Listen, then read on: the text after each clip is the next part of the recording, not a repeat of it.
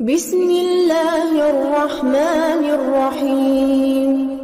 عزیز دوستو، ہم جس دین کے ماننے والے ہیں وہ دین برحق ہے، اور جس پیارے محبوب صلی اللہ تعالیٰ علیہ وسلم کے ہم ماننے والے ہیں وہ محبوب علیہ السلام اللہ کے آخری رسول ہیں۔ نبی اکرم صلی اللہ تعالیٰ علیہ وسلم کامل، اکمل اور مکمل دین لے کر تشریف لائے۔ اب یہ دین اسلام ایسا مضبوط، ایسا مستحکم دستور حیات ہے کہ قیامت تک اسی دین کا سکہ چلے گا۔ وقتی طور پر جو حالات امت پر اس وقت گزر رہے ہیں اس میں امت محکوم نظر آتی ہے، کمزور نظر آتی ہے، اور ہم دیکھتے ہیں کہ غیروں کا رعب بھی ہمارے حکمرانوں کے چہروں اور ان کے لہجوں پر نظر آتا ہے۔ جو قومیں کسی کا رعب اختیار کرتی ہیں، کسی شخص کو اس طرح کا بڑا جانتی ہیں کہ احساس کمتری کا شکار ہو جاتی ہیں، وہ اپنی آنے والی نسلوں کو کبھی مضبوط نہیں کر پاتی۔ ہمارے مزاجوں میں اور ہمارے روزمرہ کے معاملات میں کچھ چیزیں اس طرح کی رکھ دی گئی ہیں کہ لوگ احساس کے نیچے دبتے چلے جا رہے ہیں۔ برادریزم ایک بہت بڑا ایشو رہا ہمارے ہاں۔ میں بڑی درد کے ساتھ یہ بات عرض کیا کرتا ہوں کہ زیادہ گناہ اور زیادہ جرم اس بندے کا نہیں جو اپنی برادری کو بڑا سمجھتا ہے، بلکہ زیادہ مجرم وہ ہے جو اپنی برادری کو چھوٹا سمجھتا ہے۔ اس نے کیوں اپنے اندر احساس کمزوری پیدا کیا؟ اس کو کیوں ضرورت پیش آئی یہ کہنے کی کہ میں کسی کمزور قبیلے سے تعلق رکھتا ہوں؟ اسے کھل کے کہنا چاہیے تھا کہ میں بھی جناب آدم کا بیٹا ہوں۔ اسے کھل کے کہنا چاہیے تھا کہ میں بھی رسول رحمت کا غلام ہوں، میں بھی اللہ کا بندہ ہوں۔ کھل کر بات کرنی چاہیے۔ احساس کے نیچے دب جانا، پریشان۔ پھر اسی طرح کا معاملہ امیری غریبی کا ہے۔ غربا کیوں یہ سمجھ بیٹھتے ہیں کہ جس کے پاس پیسے زیادہ ہیں شاید فضل بھی زیادہ اسی کے پاس ہے؟ کیوں اس احساس سے باہر نہیں آتے؟ اگر دولت بہت اعلیٰ ہوتی نا اور بڑی ہی قیمتی ہوتی تو سب سے زیادہ سیدہ فاطمہ زہرا کے گھر میں ہوتی، سب سے زیادہ تجوریاں سیدہ عائشہ صدیقہ کے پاس ہوتی، لیکن یہ زیادہ قیمتی نہیں تھی، اس لیے دروازہ رسول پہ بھی نہیں تھی۔ تو اسی طرح کا معاملہ کچھ لوگوں کا ہے۔ میں نے اپنی زندگی میں یہ دیکھا ہے کہ مذہبی ماحول سے وابستہ لوگ کئی دفعہ بڑے پریشان ہو جاتے ہیں کہ میں تو مولوی صاحب ہوں، اور محلے کا مولوی بنا کے جب کسی کو رکھا جاتا ہے تو بیچارہ ویسے بھی پریشان ہو جاتا ہے۔ اس کی ذمہ داری ہوتی ہے کہ تو نے وقت پہ جنازہ پڑھانا ہے، ٹائم پہ کول پہ آ جانا، 10ویں پہ وقت پہ پہنچنا، غیر حاضر نہ ہونا۔ کچھ جگہوں پہ یہ بھی رواج ہے کہ جناب آپ کو 7 دن اور 10 دن مسلسل بیٹھنا ہے اور پڑھائی کرنی ہے۔ وہ آہستہ آہستہ آہستہ آہستہ بچے احساس کا شکار، یعنی قرآن شریف پڑھنے والے بچے اور کتاب و سنت کی تعلیم حاصل کرنے والے بچے، لیکن انہیں یہ کہا جاتا ہے کہ چلو فلانی جگہ قرآن پاک پڑھنے چلتے، قرآن پڑھنے جا رہے ہیں۔ قرآن انقلاب کی کتاب ہے، قرآن بندے کو عروج دیتا ہے، لیکن ان بچوں کی ذہنی ساخت یہ بنائی جا رہی ہے کہ چلو قرآن پاک پڑھنے چلتے ہیں، وہاں بریانی ملے گی کھانے کو، گوشت ملے گا کھانے کو۔ شکایت ہے مجھے یا رب خدا بندان مکتب سے، سبق شاہی ہے بچوں کو دے رہے ہیں خاک بازی کا۔ اتنی چھوٹی جب آپ کسی کی سوچ بنا دیتے ہیں تو پھر وہ آپ کہیں کہ وہ انقلاب برپا کرے، وہ کوئی بڑا کارنامہ سر انجام دے، یہ ہوتا نہیں، ممکن نہیں ہوتا۔ جب آپ آہستہ آہستہ کر کے احساس کمزوری کے نیچے دبتے چلے جاتے ہیں، دبتے، حالات خراب ہو جاتے ہیں۔ ہمارے بزرگ ہمیں کہا کرتے تھے کہ مولوی ہونا کوئی تانا ہے، اور ہم نے حالات بدلتے دیکھے۔ ایک ٹائم ایسا تھا کہ مولوی ہونا لوگ تانا سمجھتے تھے، ہمیں بھی کہا چاہو مولوی صاحب ادھر آئیں، آپ کو دیانتداری سے کہتا ہوں، ہم نے وہ دور بھی انجوائے کر کے گزارا ہے. جے کسی ایک باری مولوی آکھے ہے تو انہوں آکھے یارے کوئی پریشانی والی گل ہے، شکر ہے ازی مولوی ہیں، یہ کوئی پریشانی ہے، آپ کیوں پریشان ہو گئے؟ مولوی کسی تانے مینے کا نام ہے. اور پھر وہ جو کل تک کہہ رہا تھا نا کہ او ہو تسی تو مولوی بن گئے ہو، پھر ہم نے وہ دور بھی دیکھا. اس نے کہا یار 2 منٹ کھڑا ہو تیرے ساتھ تصویر بنانی ہے. وہ دور بھی دیکھا، یہ دور بھی دیکھا. تھوڑا سا نا اپنی زندگی کے اندر خودداری، عزت نفس، وقار. اسلام عروج دیتا ہے بندے کو. مسلمان تیزی سے دبتے چلے جاتے ہیں. ملک شام کا بندہ آ گیا حضرت عمر کو ملنے. اس نے آتے ہی پوچھا تمہارے بادشاہ کا محل کہاں؟ انہوں نے کہا جی ہمارے بادشاہ کا محل نہیں ہوتا. ہمارے ہاں لوگوں نے سمجھ لیا نا کہ روب شاید کپڑوں کا ہوتا ہے، روب شاید گاڑیوں کا ہوتا ہے، بنگلوں کا ہوتا ہے، بہت بڑی کوٹھی کا روب ہوتا ہے. اور نہیں بھائی، روب تو بندے کے کردار کا ہوتا ہے، اس کے افکار کا روب ہوتا ہے. روب اس کے اونچے خیالات کا ہوتا ہے. کہاں ہے آپ کے بادشاہ کا محل؟ تو نے کہا محل شہل تو کوئی نہیں، مسجد میں ہوں گے امیر المومنین. بندہ کہتا ہے میں سوچ میں پڑ گیا کہ جس کے نام سے میرا بادشاہ کانپتا ہے وہ مسجد میں ہوگا. گن مین ہی کوئی نہیں، ہٹو بچو ہی کوئی نہیں، ادھر ادھر ہی کوئی نہیں، پہرے دار ہی کوئی نہیں. مسجد میں جا کے پوچھا جناب عمر، کہنے لگے ادھر ہی تھے. کدھر ہیں بھئی حضرت؟ وہ کدھر ہیں بھئی؟ ادھر ہی تھے. کہنے لگا میں حیران ہو گیا کہ یہ بادشاہ کی بات ہو رہی ہے. ایک صاحب کہنے لگے وہ کھجوروں کے باغ کی طرف جا رہے تھے. کہتے میں کھجوروں کے باغ میں گیا تو ایک بندے سے پوچھا امیر المومنین. کہنے لگا وہ سامنے کی طرف جا رہے تھے. ادھر گیا. ایک بندے سے پوچھا کہاں ہے وہ شخص اس کی 24 لاکھ مربع میل پہ حکومت ہے؟ کہاں ہے وہ شخص جو مدینے میں بیٹھ کے نعرہ لگاتا ہے تو کیسر و کسرا کانپ جاتے ہیں؟ وہ بندہ کدھر ہے کہ جس کی بات جگہ جگہ ہوتی ہے، جس کا تذکرہ سنا ہے کہ اسے دیکھ کے شیطان بھی رستے بدل جاتا ہے؟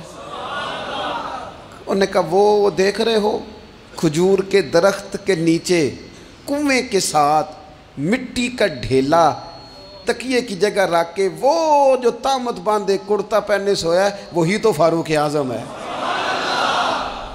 وہ شخص کہتا ہے عمر سوئے تھے. شیر سویا بھی ہو تو اس کا روب ہوتا ہے. شیر جو ہوتا ہے، شیر کبھی سو بھی جائے نا تو لوگ پھر بھی خوف کھاتے ہیں اور اس کے جاگنے کا خوف کھاتے ہیں کہ یہ کہیں جاگ نہ جائے. شیر جو ہوا کہتے ہیں حضرت عمر سوئے تھے پر میں قریب گیا تو میرے وجود پہ روب طاری ہو گیا، روب. اور میری زبان سے بے ساختہ یہ جملے نکلے کہ عمر تو انصاف کر کے سویا ہے نا، تو مٹی کے ڈھیلے پہ بھی تجھے سکون کی نیند ہے. خودداری، وقار، عزت، یہ احساس کمتری سے باہر نکلیں. ہم نے اپنے بچوں کو مسل ڈالا ہے وہ تسی ماڑے دے بچے ہو، تسی تو نہیں نہ آگے جا سکتے، وہ اسی غریب لوگ نہ بیٹے تو فلانے کے ساتھ نہ جایا. ہم نے اپنے بچوں کی خواہشات تباہ کر دی، کمزور کر کے رکھ دیا. انہیں بار بار سکھایا ہم نے. خوددار تھا وہ باپ جس کی تھوڑی سی آمدن تھی پر وہ گرمیوں میں اپنے پتر سے کہتا تھا پتر بڑھولے میں دانے ڈال دیے ہیں، تمہاری ماں نے مرتبان میں اچار ڈال دیا ہے، لو اب ساری گرمیاں پرواہ کوئی نہیں. وہ خوددار لوگ تھے.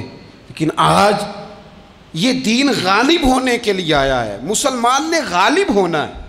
یہ تھوڑا اپنی ذات سے اٹھ کر جب سوچے گا نا، بڑی بات کرے گا، بڑی سوچ پیدا کرے گا، بڑا اس کا مزاج ہوگا، کھلا اس کا دل ہوگا، تو پھر نا یہ ذرا سر اٹھا کے جیے گا. قرآن مجید کی جو آیت کریمہ میں نے تلاوت کی، اللہ کریم نے فرمایا هو الذی ارسل رسولہ بالہدی ودین الحق. فرمایا وہ قادر مطلق ہے جس نے اپنے رسول کو ہدایت اور حق دے کے بھیجا ہے. دو چیزیں دے کے بھیجا ہے، ہدایت اور حق. کتاب ہدایت اور حق حضور لے کے آئے. کس لیے بھیجا ہے؟ کہ نیرا تسبیح پڑھیں اور سو جائیں، نیرا جناب عبادت کریں اور آرام کریں، نیرا جناب تلاوت کریں اور آرام کریں؟ نہ. هو الذی ارسل رسولہ بالہدی ودین الحق. وہ رب ہے جس نے اپنے نبی کو، اپنے رسول کو ہدایت اور حق دے کے بھیجا ہے۔ کیوں؟ کہ لِیُظْہِرَہُ عَلَى الدِّینِ کُلِّهِ، تاکہ اس دین کو تمام دینوں پر غالب کر دے، اس کو غالب کرے، ہر دین پر یہ دین چھا جائے۔ وَلَوْ كَرِهَ الْمُشْرِكُونَ، اگرچہ مشرکوں کو یہ بات بری ہی لگے، نہ پسند آئے، کسی کو نہیں آتی۔ لِیُظْہِرَهُ عَلَى الدِّینِ کُلِّهِ، یہ دین غالب ہونے کے لیے آیا۔ غالب، تو نماز بھی پڑھ، عبادت بھی کر، لیکن یہ بھی خیال رکھ کہ دنیا میں نماز والے نبی کا نظام بھی قائم کرنا ہے۔ تیرے پاس نری مسجد نہیں ہونی چاہیے، حکومت بھی ہونی چاہیے۔ مسلمان کے ہاتھ میں نری تسبیح نہیں ہوگی، یہ انان حکومت بھی چلائے گا۔ اس کے اندر خودداری ہوگی۔ حضرت عمر تہجد بھی پڑھتے تھے اور سویرے حکومت بھی کرتے تھے۔ حضرت صدیق اکبر ساری رات مدینے والے کی یاد میں رویا بھی کرتے تھے، اور صبح اٹھ کر تلوار لے کر نبی پاک علیہ السلام کی ختم نبوت کے منکروں کے خلاف جہاد بھی کیا کرتے تھے۔ جب تک اپنے مزاج میں وہ شوق نہیں پیدا ہوتا کہ دین کو غالب کرنا ہے، جد و جہد کرنی ہے، کوشش کرنی ہے، بڑا سوکھا ہے ہمارے لیے بھی۔ آرام سے نماز پڑھیں، نفل پڑھیں، عبادت کریں، اور ویسے بھی اسے لوگ زیادہ بڑا پیر سمجھتے ہیں جس کی تسبیح زیادہ لمبی ہو۔ وہ زیادہ بڑا پیر ہوتا ہے جس کی پگڑی ذرا زیادہ بڑی ہو، جبہ تگڑا پہنے، اجرے کے اندر رہے، باہر نہ نکلے، اور اندر جائیں 2 منٹ کے لیے حضرت کی زیارت کریں، باہر آ جائیں، بس چھٹی۔ وہ زیادہ پیری مریدی ہو جاتی ہے، پیر تو بولتا ہی نہیں۔ وہی ہے تیرے زمانے کا امام برحق، اقبال کہنے لگے وہی ہے تیرے زمانے کا امام برحق، جو تجھے حاضر و موجود سے بیزار کرے اور موت کی شکل میں دکھلا کے تجھے جلوہ یار، زندگی تیرے لیے اور بھی دشوار کرے، تو جو تیرا جینا مشکل کر دے نا، وہ تیرے زمانے کا امام برحق ہے، تیرے لیے زندگی دشوار کر۔ یہ کیا بات ہوئی کہ ٹھیک ہے جناب آپ موج کریں جو دین غالب ہونے کے لیے آیا، دین کے مزاج میں غلبہ ہے، دین کی طبیعت میں غلبہ ہے، دیندار چھا کے وقت گزارا کرتے ہیں۔ اللہ تعالیٰ نے اس دین کے اندر وہ قرار دیا ہے، وہ وسعت دی ہے، وہ درد دیا ہے، وہ ذوق دیا ہے۔ اپنے اندر سے وہ بت توڑ ڈالیں جو بت مایوسی پھیلاتے ہیں، ان جگہوں سے نکل آئیں جہاں انسان کمزور پڑتا ہے۔ اٹھ باندھ کمر کیوں ڈرتا ہے، پھر دیکھ خدا کیا کرتا ہے۔ آگے کی طرف دیکھیں، آگے کی طرف دیکھیں۔ میرے نبی اکرم صلی اللہ تعالیٰ علیہ وسلم نے فرمایا حالات جتنے بھی خراب آ جائیں، ماحول جتنا بھی بگڑ جائے، امت پر دشواری جتنی بھی آئے، حضور علیہ السلام نے فرمایا ہے یہ دین اسلام ہے، یہ مسلم کے لفظ ہیں، حضور فرماتے ہیں یہ دین ہمیشہ قائم رہے گا، اور فرمایا ایک جماعت ہوگی پوری میری امت کی جو دین اسلام کے دفاع میں کام کرتی رہے گی، جد و جہد کرتی رہے گی، کوشش کرتی رہے گی، ہمت کرتی رہے گی۔ میرے عزیز حضور نے فرمایا ہمیشہ یہ دین قائم رہے گا، اور ایک جماعت ہمیشہ اس دین کے لیے کام کرتی رہے گی۔ اور میرے نبی پاک علیہ السلام نے فرمایا 100 سال کے بعد تو اللہ ضرور اس امت میں ایک ایسا شخص پیدا کرے گا، یہ ابن ماجہ میں حدیث موجود ہے، جو اس دین کی نئے سرے سے تجدید کر دے گا۔ وہ لوگ آتے رہے، جب حالات بڑے بگڑے تو حضرت عمر بن عبدالعزیز آ گئے، حالات کا رخ بدل کے رکھ دیا۔ پھر معاملات بڑے بگڑے تو امام شافعی جیسے لوگ آ گئے، غوث اعظم جیلانی جیسے لوگ آ گئے۔ حالات بڑے بگڑے تو شیخ عبدالحق محدث دہلوی جیسے لوگ آ گئے۔ ہندوستان میں جب ماحول بڑا کٹھن ہوا تو اعلیٰ حضرت فاضل بریلوی جیسے لوگ آ گئے۔ ہر صدی کے سرے پر اللہ تعالیٰ ایک مجدد بھیجے گا، حضور کا وہ غلام دین کو نئے سرے سے تازہ کرے۔ دین کے چمن میں ہمیشہ بہار رہے گی، ہمیشہ نورانیت رہے گی، ہمیشہ نور اعلیٰ نور رہے گا۔ یہ کام صرف کرنے کا کام کیا ہے، یہ دین تو پھلے گا پھولے گا۔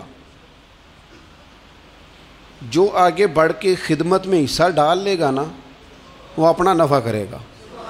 یہ قرآن پاک ہے، یا ایھا الذین آمنوا ان تنصروا اللہ ینصرکم ویثبت اقدامکم۔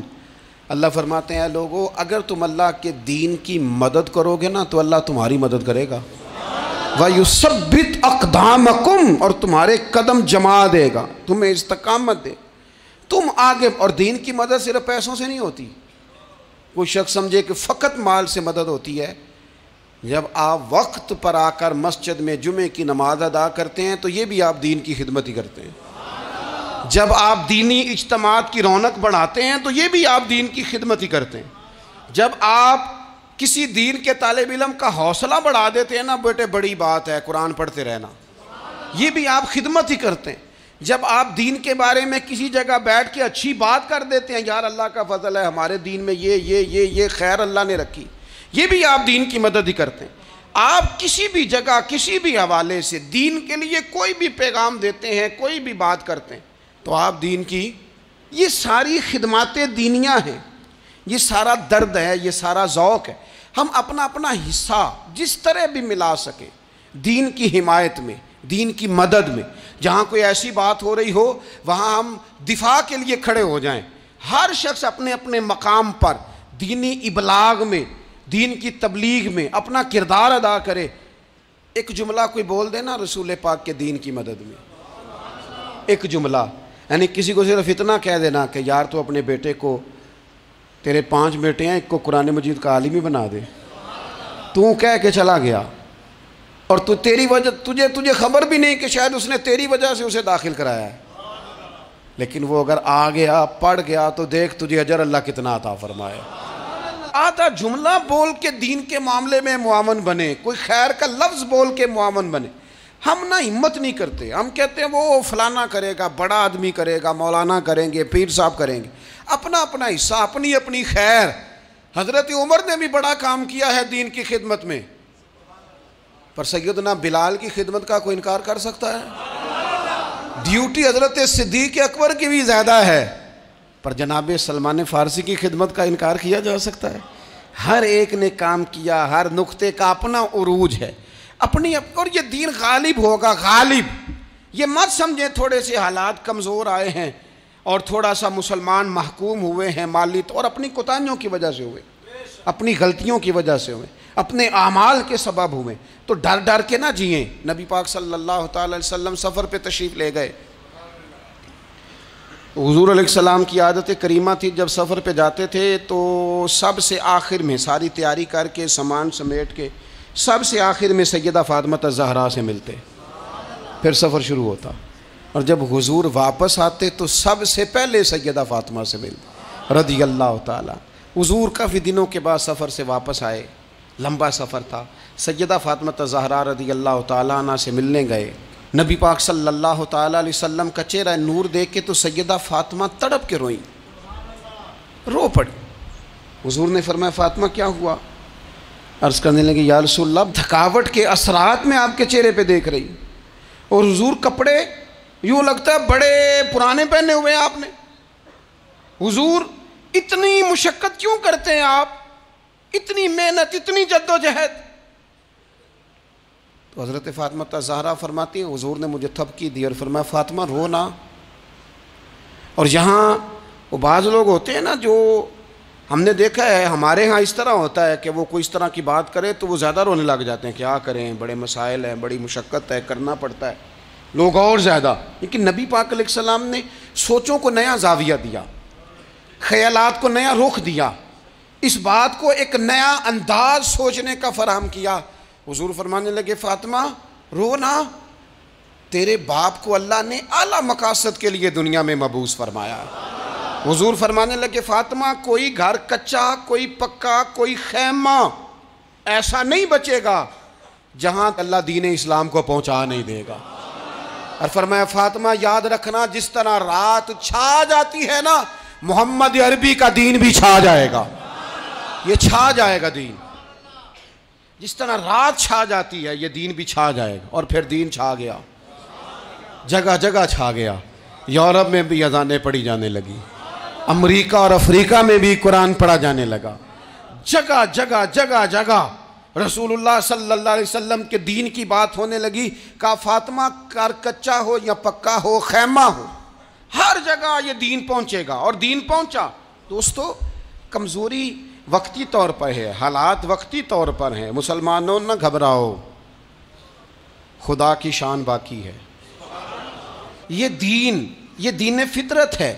یہ دین اپنی حقانیت کی وجہ سے پھیل رہا ہے، کسی کا محتاج نہ یہ کسی کے زور لگانے. مسلمانوں نہ گھبراؤ, خدا کی شان باقی ہے, ابھی اسلام زندہ ہے, ابھی قرآن باقی ہے.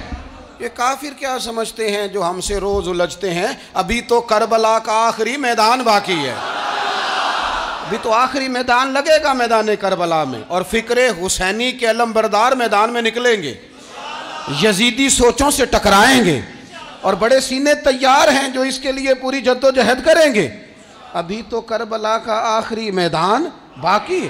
اپنی زندگی کے اندر قوت ارادی پیدا کریں, کچھ کر لینے کی ٹھان اپنے مزاج میں پیدا کریں. کمزوری آ جاتی. عدی بن حاتم جو تھے نا, یہ حاتم تائی کے بیٹے تھے, بادشاہ کا بیٹا تھا, زمانہ بڑا دیکھا تھا, بڑے بڑے وزیروں مشیروں, ساری زندگی اعلیٰ سطحی وفود سے ملاقات ہوئی. عدی حضور کی بارگاہ میں آئے, مسند امام احمد بن حنبل میں موجود. تو اسلام پر ابھی غربت کا دور تھا, چند لوگ مسلمان ہوئے تھے. نبی پاک علیہ السلام نے فرمایا عدی کلمہ پڑھ لو. تو عدی کہنے لگے میں تو پہلے ہی ایک دین کا ماننے والا ہوں. حضور فرمانے لگے جس دین کے تم ماننے والے ہو اس دین کو میں تم سے زیادہ جانتا ہوں. حضور فرمانے لگے جس دین کے تم ماننے والے ہو اس میں کیا یہ لکھا ہے کہ مال غنیمت کا چوتھا حصہ کھا جاؤ؟ کہنے لگے نہیں. تو فرمایا کھا کیوں جاتے ہو؟ عدی کہتے ہیں چونکہ یہ ہمارے اندر کی بات تھی بادشاہوں کی, تو میں نے فوراً سر تسلیم خم کر دیا, میں نے فوراً سر جھکا دیا. میں نے کہا آپ بات ٹھیک کر رہے ہیں. حضور فرمانے لگے اب اگلی بات بھی کروں یا رسول اللہ فرمائیے. فرمایا پتہ ہے تم دین کیوں نہیں قبول کر رہے؟ یہ بھی مجھے پتہ ہے. یا رسول اللہ کیوں؟ فرمایا تم دیکھتے ہو کہ دین کے ماننے والے غریب غریب لوگ ہیں, تم دیکھتے ہو کہ ابھی یہ کمزور ہیں, تم دیکھتے ہو کہ مکے والوں نے مدینہ طیبہ سے پریشان کر کے مسلمانوں کو نکال دیا ہے. یہ غریبی دیکھ کر, بظاہر اسلام کی کمزوری دیکھ کر تم کلمہ نہیں پڑھ رہے؟ حضور فرمانے لگے عدی مقام حرا کا نام سنا ہے؟ بڑی دور تھا علاقہ وہ, مقام حرا کا نام سنا ہے؟ عدی کہنے لگے حضور سنا ہے پر وہ جگہ دیکھی نہیں.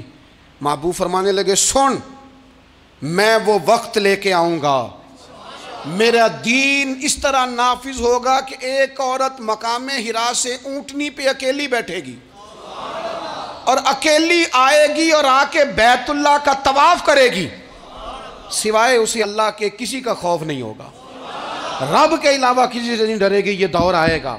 تو دیکھ رہا ہے کہ صرف مکے پہ حکومت نہیں, دنیا پہ مسلمان چھا جائیں گے.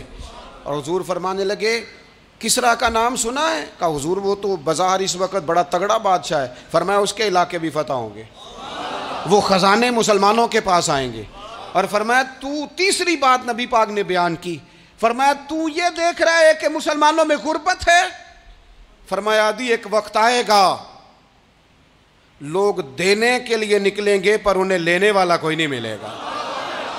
ایک وقت آئے گا لوگ دینے نکلیں گے, لینے کوئی نہیں آئے گا. عدی کہتے ہیں کہ میں رسول کریم کا کلمہ پڑھ کے مسلمان ہو گیا, اور پھر زیادہ دور نہیں گزرا. عدی رویا کرتے تھے, حاتم تائی کے بیٹے عدی رویا کرتے تھے اور رو کے بتایا کرتے تھے لوگوں وہ جو حضور نے فرمایا تھا نا بی بی حرا سے چلے گی اور طواف کرے گی, وہ بی بی میں نے اپنی آنکھوں سے آتی دیکھی. میں نے اس تنہا عورت کو حضور سید عالم کی پیشن گوئی کے مطابق بیت اللہ کا طواف کرتے دیکھا, اسے سوائے اللہ کے کسی کا ڈر نہیں تھا. اور عدی کہنے لگے وہ جو حضور نے فرمایا تھا نا کہ کسرا کے خزانے فتح ہوں گے, فرمایا وہ جب فتح ہو رہی تھی تو میں خود اس جنگ میں شریک تھا, مجھے اللہ نے موقع دیا, میں مجاہدوں میں شامل تھا. اور فرمانے لگے تیسری پیشن گوئی رہ گئی ہے, مجھے امید ہے وہ بھی پوری ہوگی. حضرت عمر بن عبدالعزیز کے زمانے میں آ کے وہ دور بھی آیا کہ لوگ زکوٰۃ دینے نکلتے تھے, لینے والا کوئی نہیں ملتا تھا. لوگ کسی کو غریب سمجھ کے صدقہ دینے لگتے تھے, وہ کہتا تھا بھائی لے جا, میں تو رات خود دے کے آیا ہوں. لوگ دینے نکلتے تھے, لینے والا کوئی نہیں. اسلام کی فطرت میں قدرت نے لچک دی ہے, اتنا ہی یہ ابھرے گا جتنا کہ دبا دو گے. یہ مولویوں کی وجہ سے, پیروں کی وجہ سے, سیاستدانوں کی وجہ سے نہیں چھائے گا. یہ کیوں چھائے گا کہ ارسل رسولہ بالہدی ودین الحق, یہ اس لیے چھائے گا کہ اللہ نے بھیجا ہی حق کے ساتھ ہے, یہ آیا حق کے ساتھ ہے, لہذا چھا جائے. حق ہمیشہ چھا جایا کرتا ہے. اور وَقُلْ جَاءَ الْحَقُّ وَزَهَقَ الْبَاطِلُ إِنَّ الْبَاطِلَ كَانَ زَهُوقًا. جب حق آتا ہے تو باطل خود بخود چھپ جاتا ہے, اور باطل ہوتا بھی مٹ جانے کے لیے. بس نا یہ دین چھا. حضرت خباب بن الارت رضی اللہ تعالیٰ عنہ فرماتے ہیں ہمیں بڑی تکلیف دی کفار مکہ نے, قریش نے بڑا ستایا. نبی پاک علیہ السلام خانہ کعبہ کے ساتھ ایک چادر لے کے آرام فرما رہے تھے. ہم حضور کی بارگاہ میں گئے, یا رسول اللہ دعا کریں یہ تباہ ہو جائیں, تنگ بڑا کرتے ہیں. حضور آپ دعا کریں اللہ کی بارگاہ میں. تو حضور اٹھ کے بیٹھ گئے, فرمایا جلدی نہ کرو, تم سے پہلے ایسے لوگ گزرے ہیں جن کو گڑوں کے اوپر رکھ کے نا تو آروں سے کاٹ دیا جاتا تھا, وہ 2 ٹکڑے ہو جاتے تھے. فرمایا جلدی نہ کرو, تم سے پہلے ایسے لوگ گزرے ہیں کہ لوہے کی کنگھیوں سے ان کا گوشت نوچ دیا جاتا تھا, ہڈیاں تک زخمی ہو جاتی تھی, سی نہیں کرتے, زخم پہ زخم کھا کے جی خون جگر کے گھونٹ پی, آہ نہ کر لبوں کو سی, یہ عشق ہے کو دل لگی نہیں. کہا خباب تھوڑا صبر کرو. اور پھر حضور فرمانے لگے خباب یہ بات یاد رکھنا, جو دین میں لے کے آیا ہوں یہ غالب ہو کے رہے گا, یہ غالب ہوگا غالب. وہ ابو سفیان جو میدان احد میں کہتے تھے فلاں بھی ہم نے مار دیا, فلاں بھی مار دیا, جب 10,000 کا لشکر لے کے نبی پاک گئے تھے نا دوبارہ واپس, 10 سالوں میں 3 لوگ لے کے حضور مکے سے آئے, اور 10,000 کا لشکر لے کے جب دوبارہ گئے نا, ابو سفیان کہنے لگے لڑنا ہی نہیں, کیونکہ جس شان سے معصوم آمنہ آئے ہیں لڑنے والی بات ہی کوئی نہیں, طاقت ہی نہیں, آنکھ نہیں ملا سکتے تو ہاتھ کیسے اٹھائیں گے. لیکن پتہ ہے حضور کا طریقہ کیا تھا, سیاہ امامہ تھا, اونٹنی پہ بیٹھے تھے, اور گردن محبوب نے اتنی جھکائی تھی کہ وہ اونٹنی کی گردن سے لگ رہی تھی. اس شان کے ساتھ حضور داخل ہوئے, اذا جاء نصر اللہ والفتح ورأیت الناس یدخلون فی دین اللہ افواجا. اپنے اندر نہ تھوڑی سی, آپ 24 گھنٹے دنیا کمائیں, کوئی منع نہیں کرتا, مال کمائیں, جائیدادیں بنائیں, حلال کمائیں, جتنا مرضی کمائیں, لیکن نہ کچھ تھوڑا سا اپنے آپ کو دین کے لیے, صرف مالی طور پر نہیں. ہمارے ہاں ایک بہت بڑا مسئلہ یہ بن گیا کہ صرف مالی طور پر ہم سمجھتے ہیں دین کی مدد کر دیں. اگر آپ اپنے پتر کو نمازی بنا چکے ہیں تو ایک کام آپ نے دین کی خدمت کا کر لیا. اگر آپ کی بیٹی پردے کی عادی ہو گئی ہے تو آپ نے دین کی خدمت میں ایک حصہ ڈال لیا ہے. اگر آپ کے گھر کے اندر آپ ان ساری چیزوں کو بین کرنے میں کامیاب ہو گئے, یا ایھا الذین آمنوا قوا انفسکم واہلیکم نارا, ایمان والو خود بھی دوزخ سے بچو, اپنے اہل خانہ کو بھی بچاؤ. اگر فحاشی اور ریانی کا رستہ آپ نے اپنے دروازے کے باہر روک دیا ہے تو آپ نے دین کی خدمت کر لی ہے. اگر آپ اپنے دوستوں کو نمازی بنانے میں کامیاب ہو گئے, اگر آپ چند لوگوں کو قرآن پڑھانے میں کامیاب ہوئے ہیں, تو پھر کچھ نہ کچھ حصہ آپ نے دین میں شامل کیا ہے. کرنے کا کام یہ ہے کہ اپنا اپنا حصہ اپنی اپنی خیر دین میں ملائیں, جدوجہد کریں, کوشش کریں. 2 جملے بول کر, جب کوئی بندہ کہہ رہا ہو نا جی بڑا مشکل ہے دین پہ عمل کرنا, تو اسے کہیں دین پہ ہی چلنا تو آسان ہے, دین پہ چلنا ہی تو آسان ہے. جب بڑی دین مخالف باتیں ہو رہی ہوں تو وہاں ساری برادری کٹھی بیٹھی ہے نا, بچے کے دن رکھے جا رہے ہیں, تو میں دین کی خدمت بتا رہا ہوں کیا کیا کرنی ہے. بیٹی بیٹے کے دن طے ہو رہے ہیں, تو کوئی کہتا ہے کہ ماموں کو منا لو ناراض ہے, چچا کو منا لو ناراض ہے. یہ میں اپنا درد دل آپ کے سامنے رکھ رہا ہوں. دین کی خدمت یہ ہے کہ ایک بندہ بیچ میں سے بولے, وہ کہے او شادی میں کوئی غیر شرعی کام نہ کرنا, سب کو منا رہے ہو تو کہیں رب رسول کو ناراض نہ کر لینا. یہ تیری دین کے لیے خدمت ہو جائے گی, یہ تیری دین کے لیے خدمت ہو جائے گی. وہ جس شخص نے جاتے جاتے رستے میں کہا تھا نا حضرت عبداللہ مزنی کو کہ میں ایک مدینے میں چاند چڑھا دیکھ کے آیا ہوں کہ جس کے قریب سے جو گزرتا ہے اسے بھی نور ملتا ہے, تو اس کی ایک بات گھر کر گئی, جناب عبداللہ مزنی مدینے والے کے عاشق ہو گئے. آپ کہہ دیں بات پھیل جائے گی, اللہ اسے پھیلا دے گا. اپنے مقام پر بیٹھ کر اپنے میں فیکٹری کے مالک سے کہا کرتا ہوں کہ تو نا مسجد ضرور بنا چھوٹی سی, دفتر والوں سے کہا کرتا ہوں کہ یہاں نا نماز باجماعت کا بندوبست ضرور کراؤ. میں کہتا ہوں یہ سارے دین کے کام ہیں. آپ اپنے حلقہ اثر میں کہیں یہاں نماز باجماعت ہوگی, یہاں سویرے آتے ہی پہلے تلاوت ہوگی, یہاں پہلے قصیدہ بردہ شریف. آپ کوئی خیر کے کام میں اپنا حصہ ڈالتے رہیں. انشاءاللہ یہیں سے چنگاریاں بنیں گی, یہیں سے انقلاب برپا ہوگا. اور امام جعفر صادق کے قول پر اپنی بات سمیٹوں گا. کسی نے کہا تھا میں دین کی تبلیغ کرنا چاہتا ہوں، تو فرمانے لگے سوکھا حال ہے، تو دین پہ عمل کرنا شروع کر دے. دین کی تبلیغ ہونی شروع ہو گئی، عمل کا. اور اگر آپ نے ابھی تک ہمارا چینل سبسکرائب نہیں کیا تو فوراً سبسکرائب کیجئے، ساتھ ہی بیل آئیکن پر کلک کریں تاکہ مزید آنے والی ویڈیو ہیں وہ آپ کو وقت پر ملتی رہے.